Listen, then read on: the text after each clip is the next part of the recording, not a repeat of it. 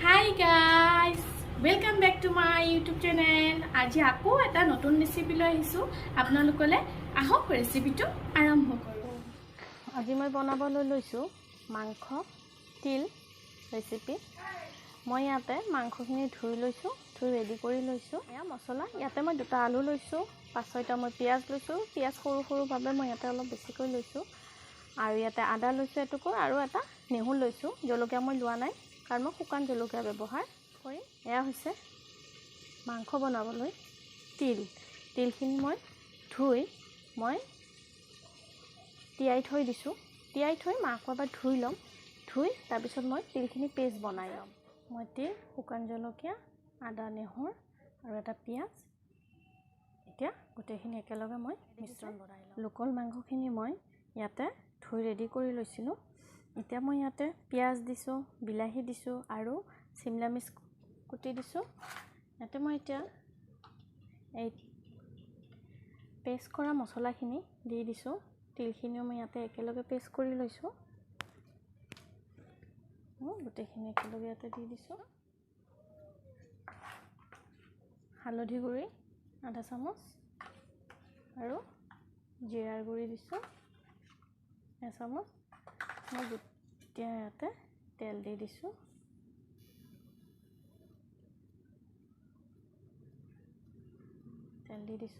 মই এইখিনি একেলগে ভাজি ল'ম।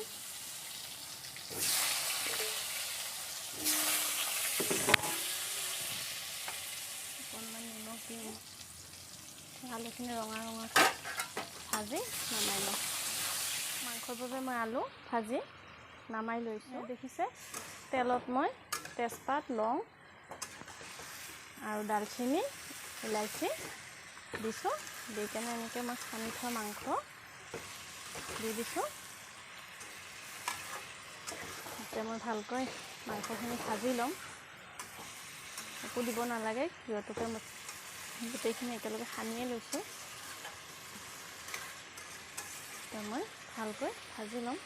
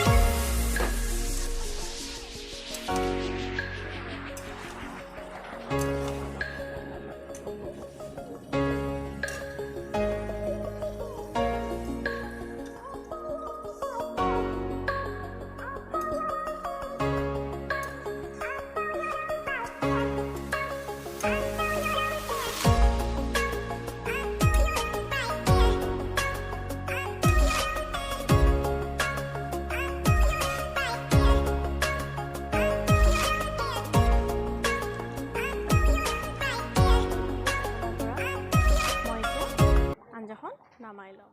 এয়া মই আজি তিলেৰে লোকেল মাংস বনালোঁ। কেনেকৈ বনালোঁ আপোনালোকক প্ৰথমৰ পৰা শেষলৈ দেখালোঁ।